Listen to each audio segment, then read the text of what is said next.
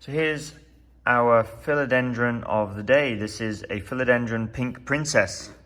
So we can see here the pink variegation on the leaves, although it looks a little whitish under this light, but you see this edge here is quite pink.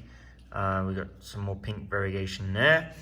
So we'll see how this goes. They do have a habit, I believe, of sometimes reverting. So this was a gift for Elle for her birthday. It's her birthday tomorrow. Happy birthday, my love. And this came to get today from a friend of ours who we buy some plants from. I also got a Paraíso Verde, which has gone up on the living wall outside, which I'll do a video on later. So the pink princess, this is a small specimen right now. So we didn't put it in a pot that's too big. So when you repot these things, you don't want to put them into a pot that's too big. One reason being that it's difficult to manage the amount of water they get. So our Choco Empress, which I've now moved outside, it used to be upstairs and it was in a big pot, a pot that was way too big for it. And, you know, when you water, the water will drain down to the bottom and really, you know, the top layer of the soil was staying dry and it's just very difficult to manage the amount of water that they're getting. So top tip there, make sure you pot into a size that's suitable for the plant. So this pink princess is in a pot that's kind of suitable for its size. As it gets bigger, probably maybe in a couple of years, it may need repotting to a slightly larger pot as it starts getting a little root bound.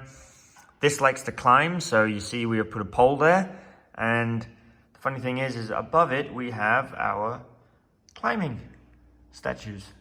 See, going up the wall, all the way up there, all different climbers, all the way to the top. So maybe one day our pink princess will climb that high.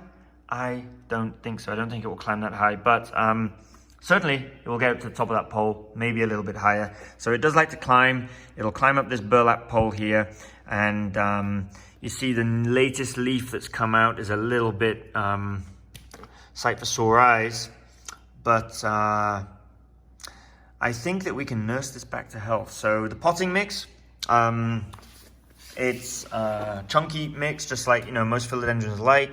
We've got cocoa cubes in there. We've got some compost. We got some perlite, and then I've topped it all off with this sphagnum moss. So the sphagnum moss keeps the moisture in. The aerial roots kind of like it, and it just looks nicer.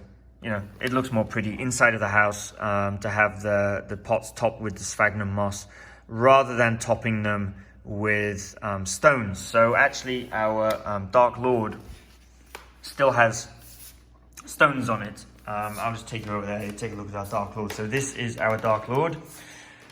Although some people have told me it's not a Dark Lord, they say it's a Dark Knight. I'm not really sure, but I love it. It just got a new leaf opening up there. Once this opens, I'll try and bring it over here. So I brought these little plant sticks to kind of prop the leaves and train it into the direction we want to go, because they can get a little bit unruly if you just let them grow wherever they want. So again, this has got a moss pole. It will climb up it. Some of these aerial roots will begin to eventually stick into there.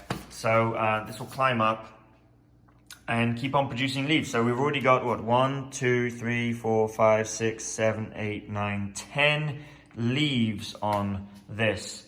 What I brought you over here to see, though, is, as you can see there, it is still topped with stones. So I may remove those stones tomorrow, and now I've got some bags of sphagnum moss in. I might top that up with sphagnum moss because it looks nicer. Although the stones look okay, but they can kind of restrict maybe some of the air in there. They don't hold the moisture, although they do prevent some evaporation.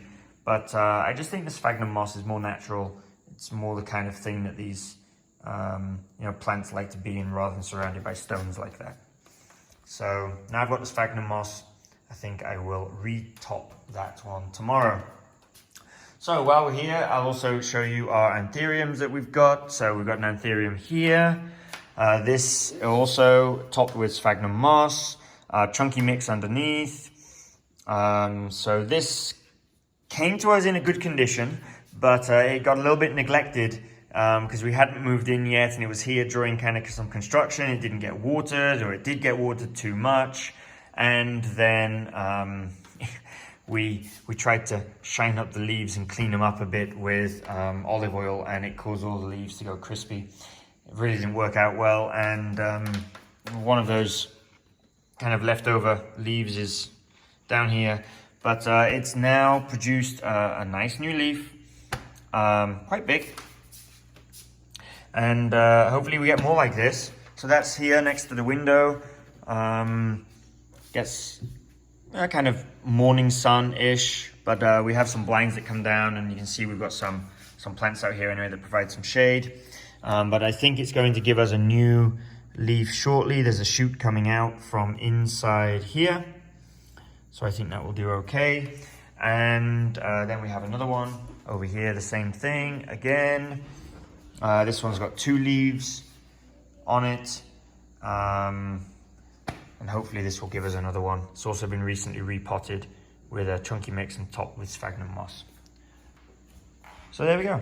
That's our new philodendron of the day, the pink princess. We'll have plenty of updates on this as it grows.